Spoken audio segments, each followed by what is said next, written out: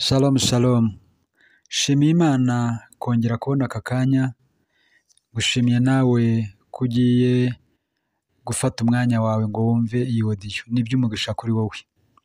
Ndashaka kuvuga iki noneho? Ndashaka kukubwira ngo imigisha usanganywe ndetse n'iyo usanga Satani ntazayigiraho ijambo. Haleluya, haleluya.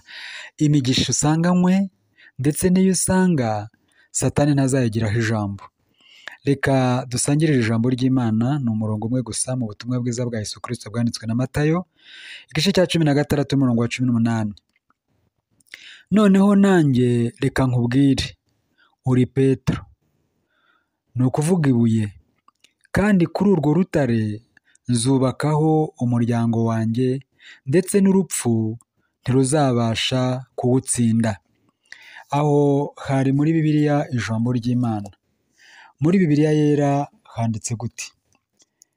Haravuze ngo, nanjye ndakubwira nti uri Petero, kandi nzubaka itorero ryanjye kuri urwo rutare, kandi amarembo y'ikuzimu ntazarishobora. Bibiliya ntagatifu ikavuga ngo nzubakaho kiliziya yanjye. Ibyo ntaho bitaniye n'ibyo dusomye, kuko ni amagambo asobanura kimwe, itorero, ecclesia, gutyo. Ariko gusa reka nkubwire nanone, kandi iyi nshuro ni iya gatatu mbisubiyemo, imigisha usanganywe ndetse n'iyo usanga Satani ntazayishobora, ntazayigiraho ijambo. Imana ishimwe. Iyi audio irakurikira iy'ejo, yakubwiraga yuko iki ari igihe cyawe cyo kwinjira mu migisha mishya kandi ikurikira izina rishya. Wari wahawe umukoro utagoye wo guhitamo izina cyangwa amazina wumva ahuje n'ibyo ushaka. Twari twafatiye kuri Aburahamu wahindutse Aburahamu, sekuruza w'amahanga ataragira umwana, Sarayi wahindutse Sara, nyirakuruza w'amahanga ataragira umwana. Ndakubwira ngo bize kukubera uko wizeye. Reka dukomeze rero none uyu munsi nongere mbikubwira inshuro ya 4 ngo imigisha usanganywe ndetse n'iyo usanga Satani ntazayigiraho ijambo. Haleluya. Reka rero mbanze nkuririmbire inyikirizo y'indirimbo ya 87 mu ndirimbo z'agakiza. Umugisha atanga uva mu buntu bwe, ni nk'amazi menshi arawunyuzuza ubu, abasha no kunkiza, niyubawe rwose n'umukiza wanjye. Haleluya. Ndimo ndanezerwa cyane n'ibyo dusanga, kandi ndanezerwa cyane n'ibyo dufite, kuko Imana yaduhaye umwana wayo Yesu Kristo kugira ngo nitumwizera tutazarimbuka, ahubwo duhabwe ubugingo buhoraho. Dufite umugisha w'ubugingo buhoraho. Satani ntawe ufite w'ijambo. Haleluya. Kandi muri Kristo Yesu dufite n'ibindi byose. Kandi turasanga ibyiza, nubwo haba bimeze gute, turasanga ibyiza. Reka nkubwire kuri uyu Petero. Uyu Petero yabwiwe ano magambo, hanyuma hirya yayo agera mu bihe bitari byoroshye. Ariko reka nkubwire yuko muri ibyo bihe Petero yari yamaze guhabwa umugisha adashobora kugira uwo mwaka. Uyu ni wa mugabo waryamye bamubohesha iminyururu, wari hagati y'abasirikare b'abahanga mu kurinda imbohe, ibyugi bya karabutaka bikinze, ariko abandi, kuko Kristo we yari yaramubwiye yuko azamwubakaho itorero, ko nta Satani atazarishobora. Ni wa wundi waryamye arasinzira, azi ko ejo bazamugira nka Yakobo, azi ko ejo bazamuca umutwe. Ndagira ngo nkubwire ngo Imana igambiriye kudukorera ibyiza, Imana igambiriye kuguha ibyiza, kandi ikimenyetso cyabyo ni uko izabikora. Ariko ni nuko ubwo yaguhaye Kristo yabura ite kumuguhana n'ibindi byose. Haleluya. Icya mbere, yaguteguriye ubugingo buhoraho. Nturi mu bazarimbuka kubera Kristo, kuba wizeye icyo. Ariko nagira ngo nkubwire ngo nk'uko Petero Yesu yamubwiye ngo dore icyo witwa cyo, witwa Petero. Petero muri Bibiliya yera muri ya magambo y'ubusobanuro haranditse ngo Petero ni ijambo cyangwa izina ry'ikigiriki risobanura ngo ibuye, kandi urutare mu rugereki ubundi rwitwa Petro, Petra. Ni ukuvuga narakubwiye ngo hitamo amazina meza. Haleluya. Nurangiza uyiyandikeho, uyivugeho, uyatureho bitewe n'icyo ushaka kugeraho. Ujye wiyita mama runaka, hanyuma ikigeragezo cyo kutabyara kibe kivuyeho. Wiyite kanaka, wiyite haleluya, wiyita amazina meza ahuje n'ibyo ushaka n'intambwe ushaka, kandi ibyo ngibyo hanyuma ubyizereremo. Nurangiza umenye ngo iyo migisha ugiye kuyinjiramo ndetse n'iyo usanga Satani ntayifiteho ijambo. Hari umuntu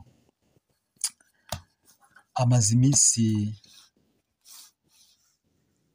afite nyine ibibazo, ariko arangije arambaza ati wari waragiye he? Ndamubwira nti nticyari igihe cy'Imana, numvaga agiye nasomaga ngafashwa gusa nkarekeraho, kandi maze iminsi mu bihe byiza. Ariko noneho hageze igihe cyo guhanurira abantu, hageze igihe cyo kubwira abantu b'Imana ngo nimwemere yuko Imana ibakunda, nimwemere yuko ibihe murimo bitazahoraho iteka, niwemere yuko Imana irimo ica inzira y'imigisha, niwemere kwakira izina rishya nubwo ibintu byaba bisa naho ibintu oya. Imana niko ishaka ngo ubimenye yuko ugiye kwinjira mu buryo, kandi urahirizwa n'uko Imana igukunda cyane, kandi imigisha usanganywe n'iyo usanga Satani ntayifiteho ijambo mu izina rya Yesu. Abana bawe Satani ntabafiteho ijambo. Haleluya. Reka nkwinginge ngo wemere yuko ubutunzi bwawe Satani atabufiteho ijambo, wemere ko akazi kawe Satani atagafiteho ijambo, wemere ko uwo mwashakanye Satani atamufiteho ijambo, wemere ko aho utuye Satani atagufiteho ijambo, wemere ko haleluya, wemere ko ibyo uteganya byiza ku Mana yaguteguriye Satani ntabifiteho ijambo mu izina rya Yesu. Satani naho yagira imbaraga ntiyigeze agira ijambo ku ntebe Yosefu yari kwicaraho. Ibyo yagerageje byose ntibyakunze. Ntiyagize ijambo mu kubaho kwa Kristo ngo azaducungure. Nubwo yagerageje gushaka uburyo bwose agenda afunga amayira, ariko yaracanganyukiwe kugeza igihe umwari asamye kandi arabyara. Ajya kubyarira i Betelehemu kuko byari byaranditswe kandi byari biri muri gahunda y'Imana ngo atavukira i Nazareti, aho bazabara amezi Yosefu amaranye na Mariya bakabatera amabuye bavuga ko bakoze icyaha, nk'uko amabwiriza yabo Yesu uwo nguwo, haleluya, niwe ugucira inzira zo kugera mu yindi migisha Satani atazageraho ijambo. Reka kugendana ubwoba, igihe cy'ubwoba kirangire.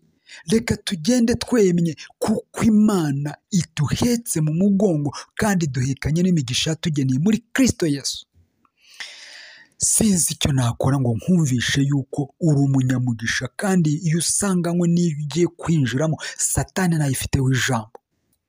Uko niko nkwiye kukubwira, mpereye yuko Petero yabwiwe amagambo na Yesu, nubwo umwami yakoze ngo nawe ndamugira nka Yakobo ndamuca umutwe, ntiyabishoboye kuko ntiyari amufiteho ubutware. Satani ntagufiteho ubutware.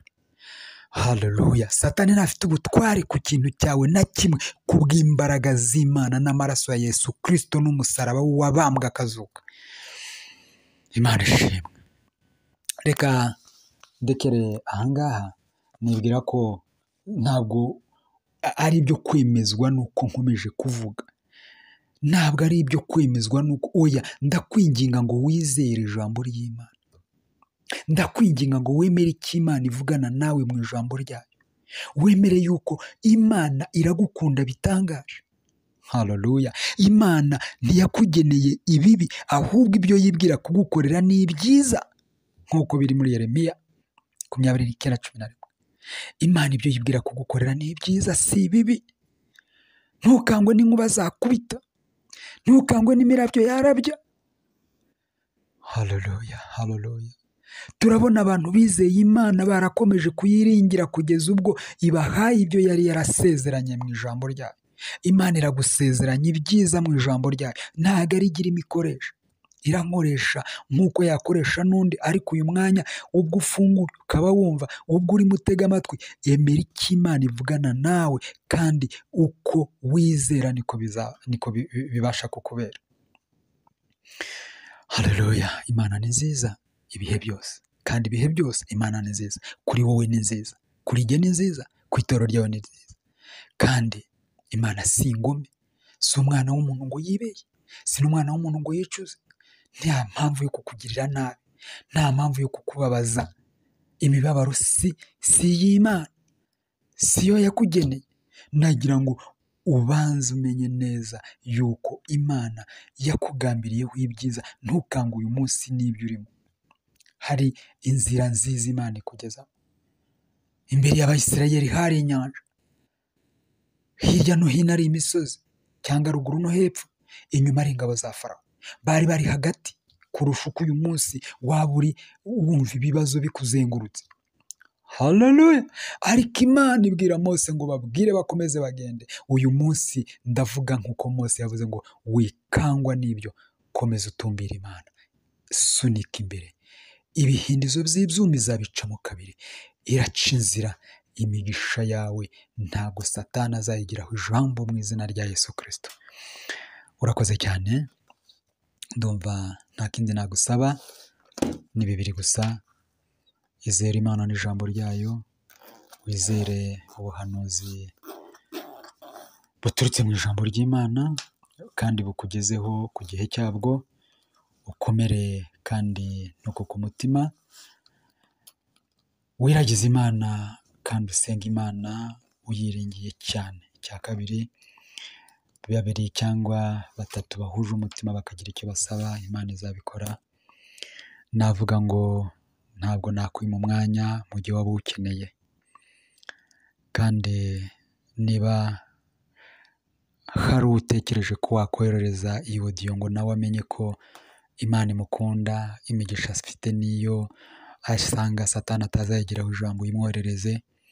Hanyuma nibikunda, audio ya 223 cyangwa video niyi urimo wumva, izo zose uko ari 200 zirimo amagambo y'ihumure, kandi amagambo Imana yashimye ko shyira kuri YouTube channel. Kandi nagira babwire ko buri video yose yarasengewe, narayisengeye kugira ngo umuntu wese uyumvise igire ikimufasha. Niba ubwo buhamya ari ubw'ukuri, comment zawe kugira ngo menye mu by'ukuri nanjye numve ko ndimo ngendera mu